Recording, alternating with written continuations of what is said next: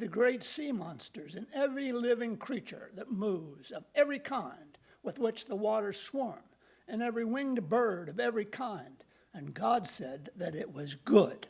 And God blessed them, saying, Be fruitful and multiply, and fill the waters in the seas, and let birds multiply on the earth. And there was evening and there was morning, the fifth day. And God said, Let the earth bring forth living creatures of every kind, cattle and creeping things, and wild animals of the earth of every kind. And it was so. God made the wild animals of the earth of every kind, and the cattle of every kind, and everything that creeps upon the ground of every kind. And God saw that it was good. Then God said, Let us make humankind in our image, according to our likeness, and let them have dominion over the fish of the sea, and over the birds of the air, and over the cattle, and over all the wild animals of the earth, and over every creeping thing that creeps upon the earth. So God created humankind in his image. In the image of God he created them. Male and female he created them. God blessed them. And God said to them, Be fruitful and multiply, and fill the earth, and subdue it, and have dominion over the fish of the sea, and over the birds of the air, and over every living thing that moves upon the earth. God said, See, I have given you every plant yielding seed that is upon the face of all the earth, and every tree with seed in its fruit. You shall have them for food, and to every beast of the earth, and to every bird of the air, and to everything that creeps on the earth, everything that has the breath of life. I have given every green plant for food. And it was so. God saw everything that he had made, and indeed it was very good. And there was evening and there was morning, the sixth day. Thus the heavens and the earth were finished, and all their multitude. And on the seventh day God finished the work that he had done, and he rested on the seventh day from all the work that he had done. So God blessed the seventh day and hallowed it, because on it God rested from all the work he had done in creation. A contemporary word. This is a retranslation of Genesis 1-2 by Theodore Heibolt. Let them have dominion, quote, unquote, has caused more consternation among environmentalists than any other verse in the Bible. And it has been taken in some circles to represent pretty much all the Bible has to say about ecology. Two things are clear in this priestly review of the role of the human beings in the world. Humans have an exceptional place in the world as the only being made in God's image. And they have a privileged position, being given power over all the animals. Such human exceptionalism and human power have been considered potentially dangerous views to hold in an age where we human beings ourselves are responsible for the earth's demise. The translator can, however, communicate a crucial fact about the priestly view of humans in this verse, a fact that has been obscured in most translations. Being made in God's image bestows no unique divine substance or essence on humans that separates them from the earth and from the rest of its life. Rather, the image of God gives humans a unique role or function, the role of being a divine representative on earth. The second clause of God's speech should be rendered so that they may rule or take charge, as it is translated in the NIV and the CEB. The image of God makes humans God's representatives in the world. We cannot remove the priestly writer's hierarchy of being, nor his view that the human dominates it. First, the priestly writer does not separate humans from creation by their substance. And second, that he believes they should take charge of creation as representatives of their creator, a creator who brings life into being and makes it flourish. Humans' primary biblical vocation is to be responsible for the world as God would be. The translation "take charge" in CB further emphasizes this representative nature of human rule.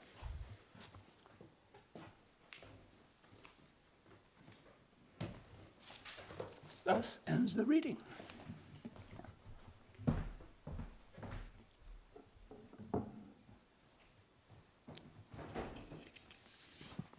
And thus will begin some further interpretation.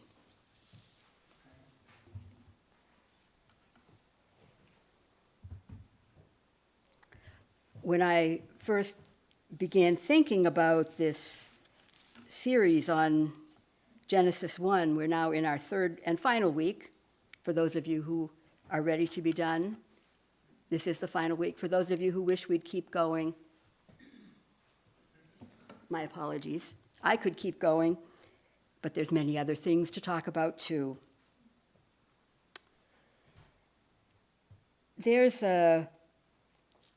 I had originally thought I would primarily talk about this idea of humans and dominion because it is, in ecological circles, a challenging idea.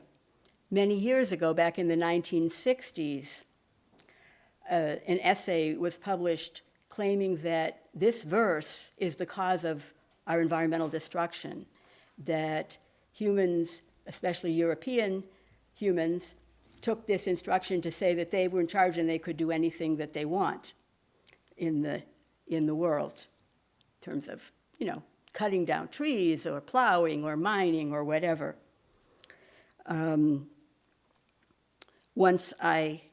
When I was a graduate student and taking classes at UC Berkeley, I was part of an environmental discussion group, and Christianity, and in essence, religion as a whole, was dismissed with, well, they said we could destroy the earth, so we don't have to pay attention to the Bible or to Christianity. Well, clearly I'm not in that place.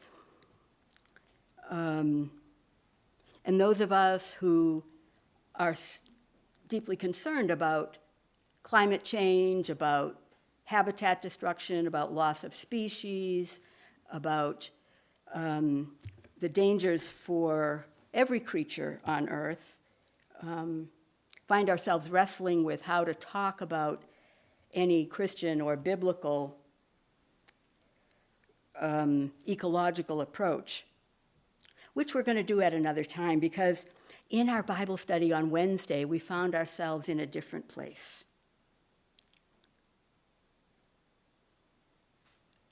It's not just we who identify as environmentally concerned who struggle with this text. Many people struggle with this text. It seems to present a way that things are and should always be. We do know that God is pleased and satisfied with what God has created, and yet some of us are not so pleased with the way it's stated here. One of the challenges for the church in reading this passage in the way that I'm going to be reading it is that there is this idea of biblical authority, that the Bible has something to teach us that is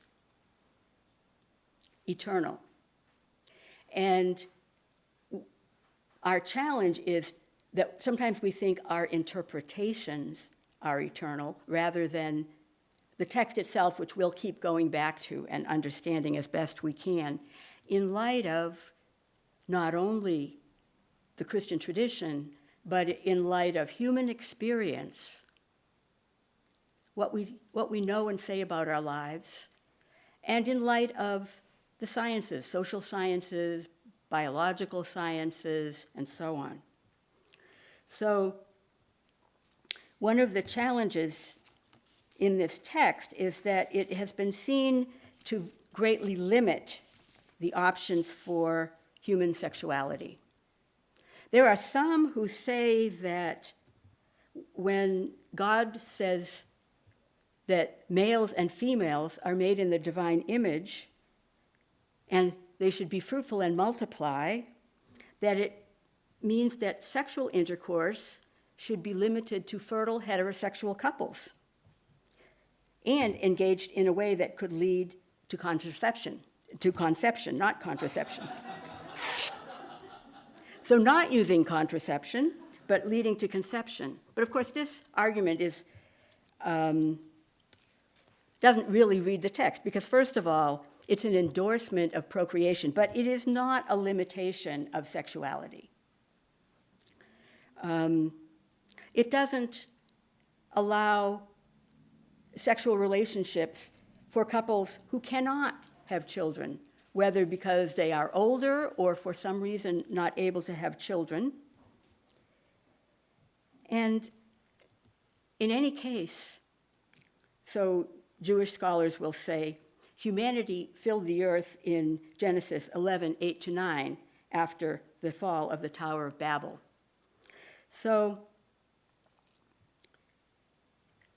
it seems to me that if we set aside that extremely restrictive idea of what does sexuality and male and femaleness have to do with humans, that we get to open things up a little bit more. So there's a use of words in the Bible that we call merism, M-E-R-I-S-M. And it is when you say one thing and another thing, but you mean the whole of which they are a part. So there was day and there was night. It doesn't state it, but we know that there's dawn and dusk, there's high noon, there's late afternoon, there's the middle of the night when it's very dark. It's a merism. It's although it sounds like a binary that there's two opposites, in fact, it says, here we include the whole of light.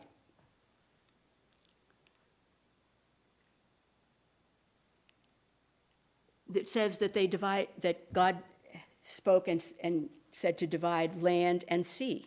But we know there are many ecosystems that are kind of in between. Marshes, tide pools, places where organisms live that are not land or sea organisms, but both.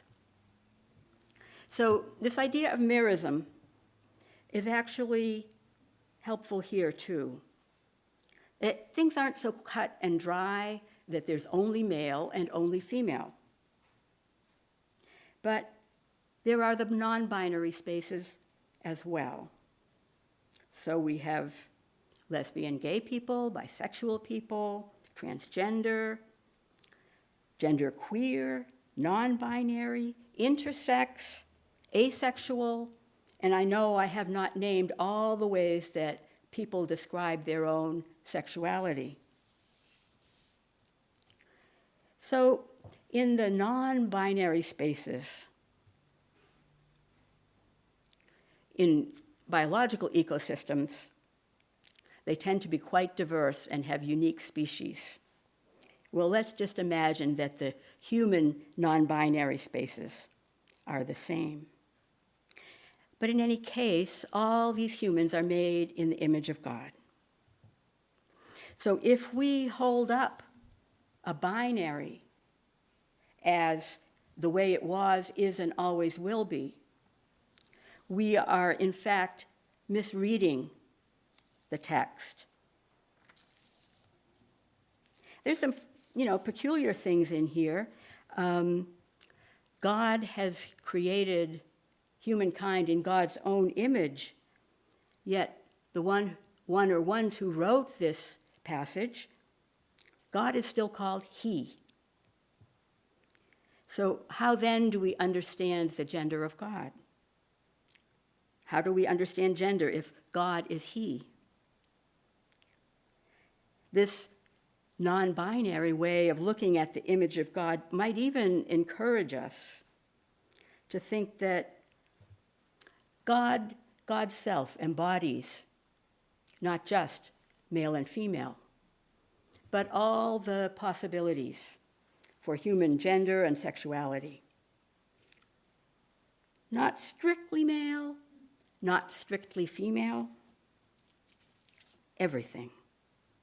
Which means we can think about God as transgender and as gender nonconforming. And remember, God said it was not only good, but very good.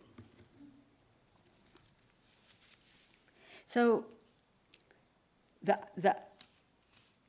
criticisms that we have heard and seen politically are in fact based on a limited interpretation of a beautiful, poetic old text. It doesn't say God created male humans in God's own image, male or female. It says male and female. So if we are created as male and female, each one of us, what does that mean for us? We can poke around in this text and see that it is not as definitive of a 20th century, and I do mean 20th century Christian worldview from a certain strand of Christianity. It doesn't limit us in that way. In fact, that is one of the wonderful things about the Bible, is that each time we read a familiar passage, we find ourselves noticing new details, new concepts.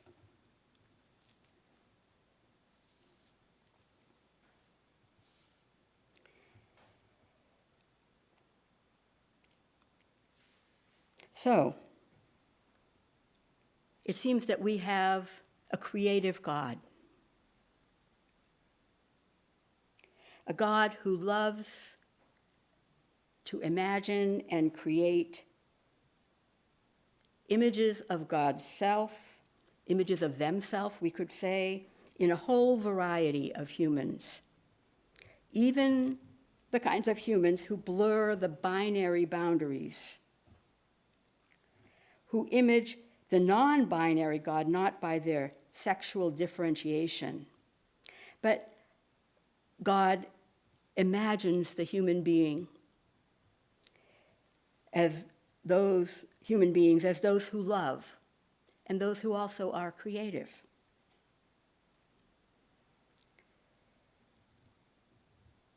God imagines them as those who care for creation, who care for all the other parts of this great world that we share.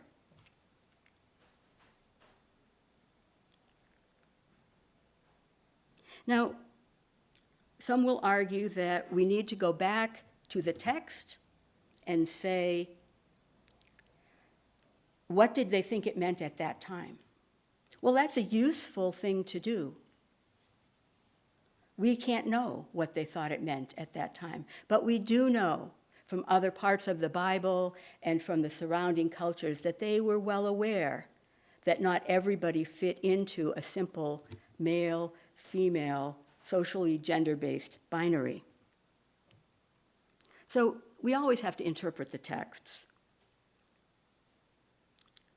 And we have to judge whether what they thought then, if we can even know it, was appropriate. Maybe it was, but is it still appropriate? Because we know that in this world, things change, cultures change, traditions change, understandings change. So when we talk about passages such as this one, it can be tempting to say that we need to have a debate. What does it really mean? I don't think so, because it isn't just a matter of debate. Because lives depend on how we read this passage. Lives depend on how we interpret this passage, not because this passage is inherently what everyone has to interpret, but because in our society it has become so dominant a concept. If people have found their own gender identity, sexual identity, and they know it is true to them and for them, that truth sets them free from the constraints that some church people would attempt to assign, but it also sets us free It sets us free to understand ourselves, to note in ourselves fully who we are, who we love, and how we love, and to use our capacities for love and care in every relationship that we have, every sexual relationship and every relationship that is not sexual.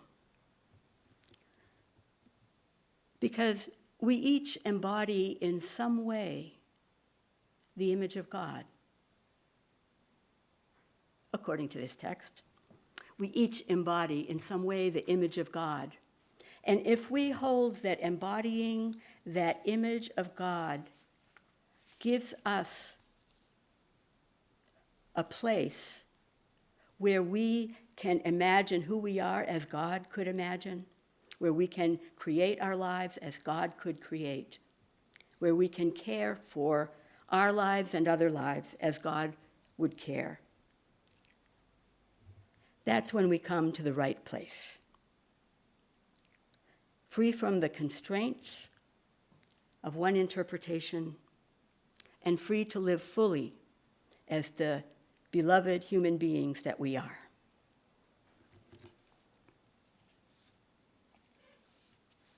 Amen. Well, let's